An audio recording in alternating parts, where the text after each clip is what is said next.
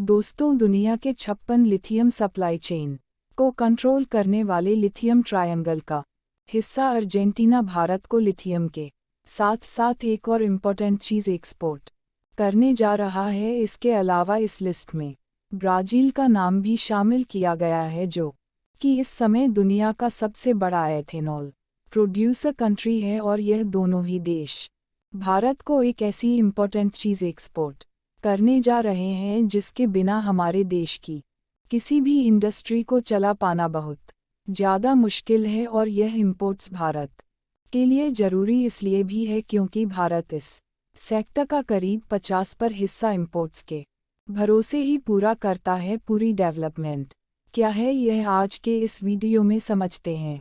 बस हमें सपोर्ट करने के लिए इस वीडियो को लाइक और चैनल को सब्सक्राइब जरूर कीजिएगा। तो सबसे पहले अर्जेंटीना की बात की जाए तो अर्जेंटीना लिथियम ट्रायंगल का हिस्सा है, जिसमें अर्जेंटीना, बोलीविया और चिली 3 कंट्रीज को शामिल किया जाता है, जिनके पास वर्ल्ड का करीब 56% लिथियम रिजर्व है। जहां पर अर्जेंटीना ने भारत के लिथियम सेक्टर में बहुत ज़्यादा मदद की है। कुछ समय पहले ही खबर सामने निकल के आई थी कि अर्जेंटीना भारत के लिए 5 लिथियम ब्लॉक्स को रिजर्व कर रखा है, जिसमें से 3 लिथियम और करीब 2 निकिल के ब्लॉक्स हैं, जिन्हें भारत की कंपनीज कभी भी आकर के माइनिंग शुरू कर सकती हैं और लिथियम डायरेक्टली यहां से इंपोर्ट कराया जा सकता है। वहीं दूसरी तरफ ब्राज़ील है, जिसने कुछ समय पहले तो WTO में जाकर के भारत के खिलाफ कंप्लेंट कर दी थी कि भारत शुगर का इस्तेमाल इंडस्ट्रीज में कर रहा है, जिसकी वजह से इंटरनेशनली मार्केट में शुगर के प्राइस बढ़ रहे हैं। फिलहाल कुछ समय बाद इन चीज़ों को ख़त्म कर दिया गया और इस समय भारत और ब्राज़ील के बीच में जो ट्रेड है वो करीब 16.6 बिलियन US$ का है।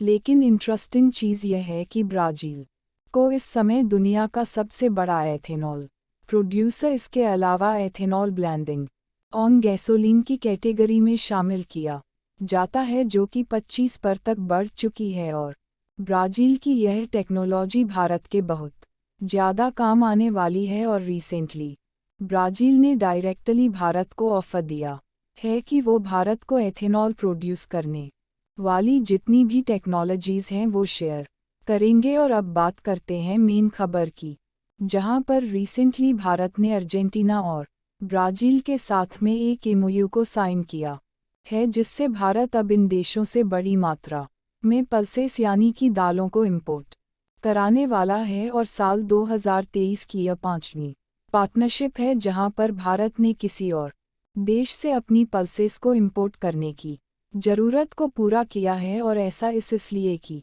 भारत इस समय दुनिया का काफ़ी बड़ा पल्सेस इंपोर्टर कंट्री है। और बताया जाता है कि भारत करीब ग्लोबल पल्सेस का 48% हिस्सा कंज्यूम करता है। और इसके पीछे रीजन है कि भारत के अंदर बड़ी मात्रा में वेजिटेरियन लोग रहते हैं, जो कि अपनी प्रोटीन नीड्स को पूरा करने के लिए पल्सेस का इस्तेमाल करते हैं। और भारत के लगभग हर एक घर में एक टाइम दाल जरूर बनती है, इसीलिए भारत के इंपोर्ट्स बहुत ज़्यादा हैं। और मेजॉरिटी हमारा import Canada, Myanmar, Australia, Mozambique, Tanzania, Malawi, Russia, Singapore, Turkey, UAE जैसे देशों से किया जाता है। फिलहाल इस साल भारत का इंपोर्ट घटा है, करीब 12.75 से नीचे गया है। लेकिन इस बार भी करीब भारत ने 2 बिलियन US$ के आसपास पल्सेस को इंपोर्ट कराया है। लेकिन नए MOU के तहत भारत ब्राज़ील और अर्जेंटीना को वो टेक्नोलॉजी शेयर करने वाला है और वह सभी रिसोर्सेस शेयर करेगा, जिससे यह देश अपने कंट्री में पल्सेस को ग्रो करे और वहां से भारत के अंदर एक्सपोर्ट करे, क्योंकि इन देशों के अंदर पल्सेस का कंसेंट बहुत ज़्यादा नहीं है। इसलिए भारत डायरेक्टली यहां से इंपोर्ट करा सकता है। और आपके मन में सवाल आएगा कि भारत इन पल्सेस को अपने कंट्री में ग्रो नहीं कर सकता। ऐसा इसलिए कि हमारी वेदर कंडीशन पल्सेस को ग्रो करने के लिए परफेक्ट नहीं है। हालांकि कुछ एरियाज़ है जहां पर भारत के अंदर दालें उगाई जाती हैं और भारत एक साल में करीब 28 million metric tonne pulses grow करता है, जिसमें सबसे बड़ा नाम राजस्थान का, उसके बाद मध्य प्रदेश, महाराष्ट्र और उत्तर प्रदेश का नाम गिना जाता है। और भारत में उगाई जा रही दालों की वजह से कम मात्रा होने के कारण भारत में इनके प्राइस बहुत ज़्यादा बढ़ जाते हैं, जिसकी वजह से भारत को इंपोर्ट करा करके इन्हें सब्सिडाइज करना पड़ता है ताकि इन चीज़ों को आसानी से देश के अंदर कंट्रोल किया जा सके। और अब पल्सेस के लिए भारत ने जिन दो देशों के साथ यानी कि अर्जेंटीना और ब्राज़ील के साथ पार्टनरशिप की है, इनके साथ ऑलरेडी भारत ने कई डील्स कर रखी हैं।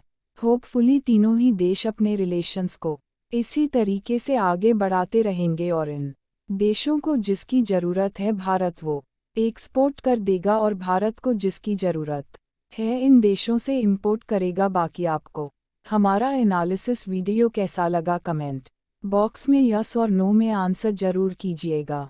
भारत के ऐसे ही यूज़फुल इन्फॉर्मेटिव वीडियोस पाने के लिए आप अपने भरोसेमंद चैनल को सब्सक्राइब करके बेल नोटिफिकेशन को ऑल पर जरूर रखें। वीडियो को अंत तक देखने के लिए धन्यवाद।